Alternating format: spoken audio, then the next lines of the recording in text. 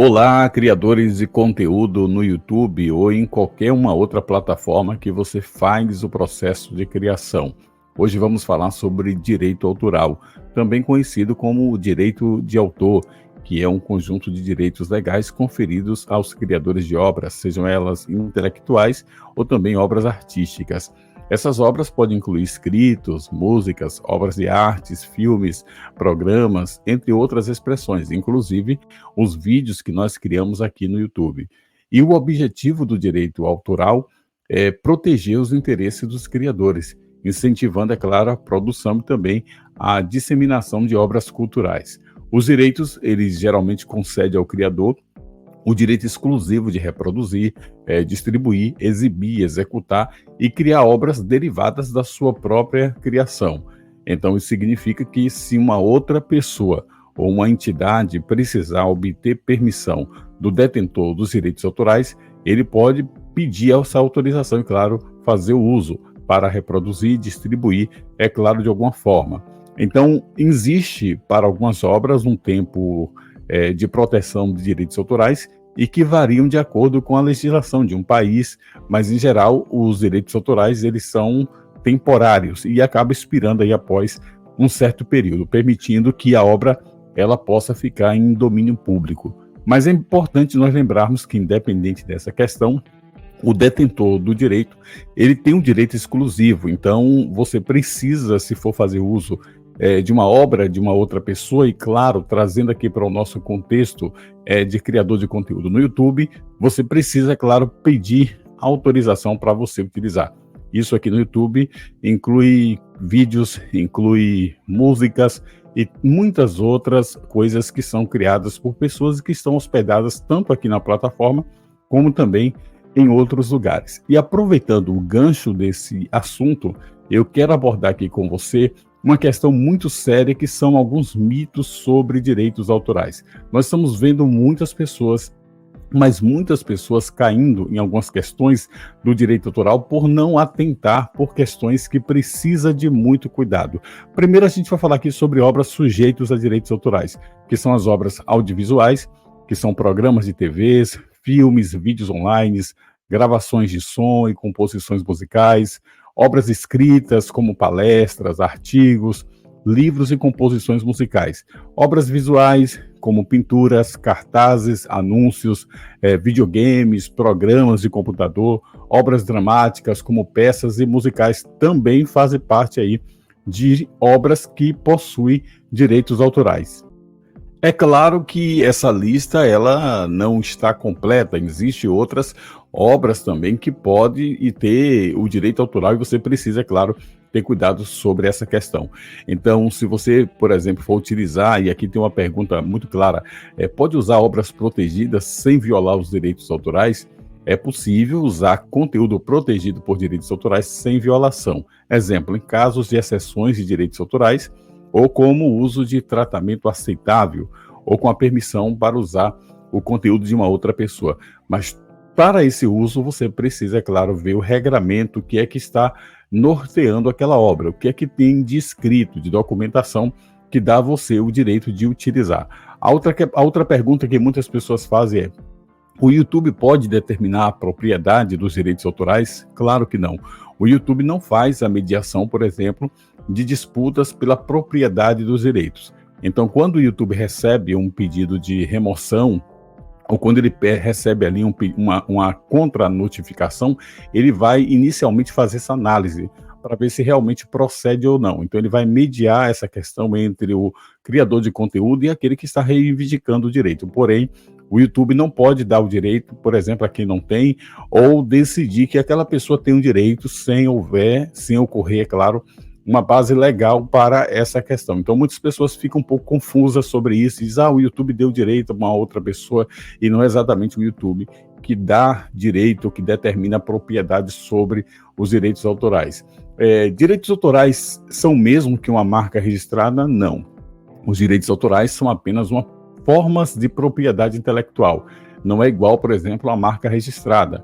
A marca, ela acaba protegendo, por exemplo, nomes de marcas, slogan, logotipos e outros identificadores. Já a lei de direitos autorais ou legislações de acordo com o país que trata a questão de direitos autorais, ela tem outros objetivos. Outra pergunta: qual é a diferença entre direitos autorais e privacidade? O pessoal confunde muito e acha que direito autoral e privacidade é a mesma coisa. E o exemplo disso é, se eu aparecer, por exemplo, em um vídeo, uma imagem, uma gravação de áudio, isso não dá a mim, por exemplo, direito autoral sobre esse conteúdo. Agora, é claro que usar a minha imagem, a minha voz, ela pode causar uma questão sobre denúncia de violação de privacidade. Então, são pontos que precisam ser atualizados e revisados sempre. Eu vou falar aqui um pouco sobre mitos sobre direitos autorais. Alguns enganos comuns sobre direitos autorais e como eles funcionam no YouTube.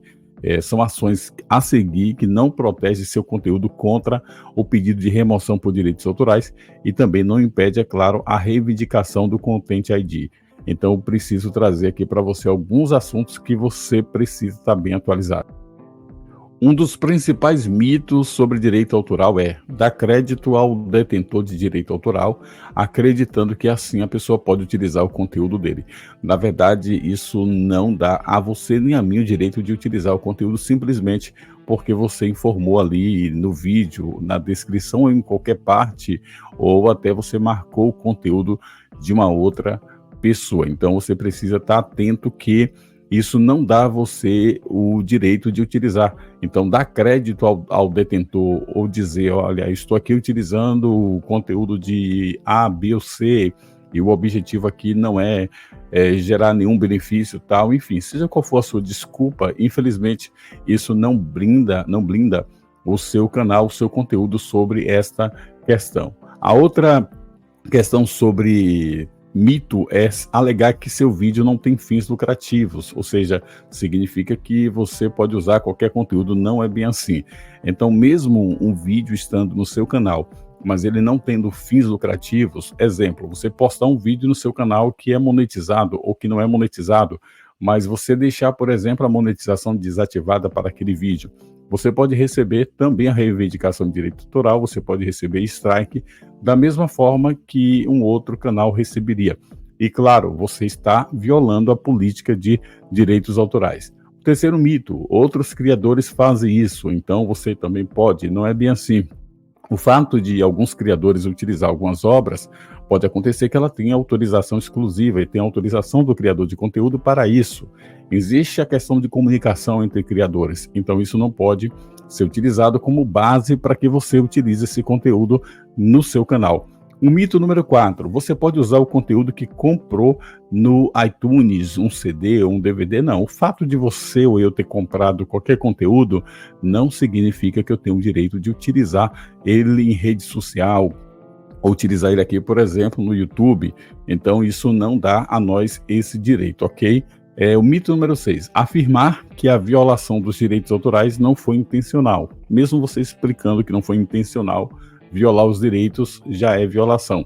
A explicação, a justificativa não vai dar a você nenhuma prerrogativa para você conseguir utilizar esse conteúdo que tem direito autoral ou mesmo você se eximir da responsabilidade.